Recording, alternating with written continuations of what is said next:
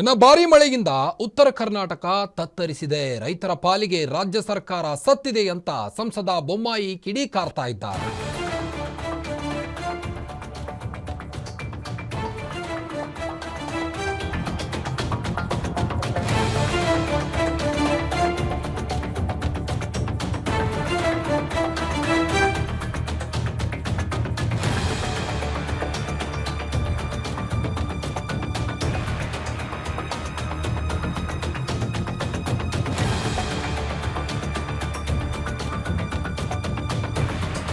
ಭಾರಿ ಮಳೆಯಿಂದ ಉತ್ತರ ಕರ್ನಾಟಕ ತತ್ತರಿಸಿದೆ.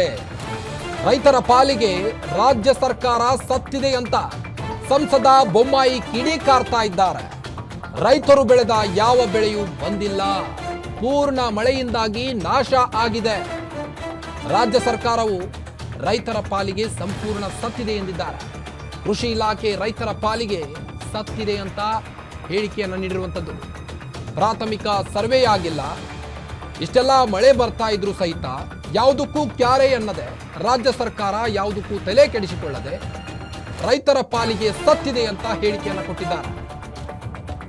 ಯಾವುದೇ ಮಂತ್ರಿಗಳು ಕೂಡ ಕರ್ನಾಟಕದ ಮುಕುಟಮಣಿಯತ್ತ ಮುಖ ಮಾಡಿ ನಿಲ್ತಿಲ್ಲ, ಅಲ್ಲಿಯ ರೈತರ ಗೋಳನ್ನ ಕೇಳ್ತಾ ಇಲ್ಲ.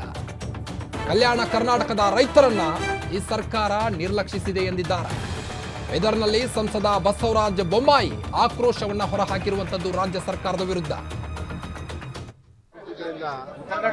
ಮಹಾರಾಷ್ಟ್ರದಲ್ಲೂ ಕೂಡ ಬಿದ್ದಿದ್ರಿಂದ ಎಲ್ಲಾ ನದಿ ಕೊಳ್ಳಗಳು ತುಂಬಿ ಭೂಮಿಯಲ್ಲಿ ಹರಿತಾ ಇದೆ. ಇದು ಕಳೆದ ಒಂದು ತಿಂಗಳಿಂದ ನಡೀತಾ ಇದೆ. ರೈತರು ಬೆಳೆಯುವಂತ ಯಾವುದೇ ಪೀಕು, ತೊಗರಿಯಿಂದ ಹಿಡಿದು ಸೋಯಾದಿಂದ ಹಿಡಿದು ಹೆಸರಿಂದ ಹಿಡಿದು ಯಾವುದು ಕೂಡ ಇವತ್ತು ಬಂದಿಲ್ಲ, ಪೂರ್ಣ ನಾಶ ಆಗಿದೆ. ಕೃಷಿ ಇಲಾಖೆ ರೈತರ ಪಾಲಿಗೆ ಸತ್ತಂತಾಗಿದೆ. ಕೃಷಿ ಇಲಾಖೆ ರೈತರ ಪಾಲಿಗೆ ಸತ್ತಂತಾಗಿದೆ. ಯಾವುದೇ ರೀತಿಯ ಪ್ರಿಲಿಮಿನರಿ ಸರ್ವೆ ಕೂಡ ಆಗಿಲ್ಲ, ಡಿಟೇಲ್ ಸರ್ವೆ ಕೂಡ ಮಾಡಿಲ್ಲ.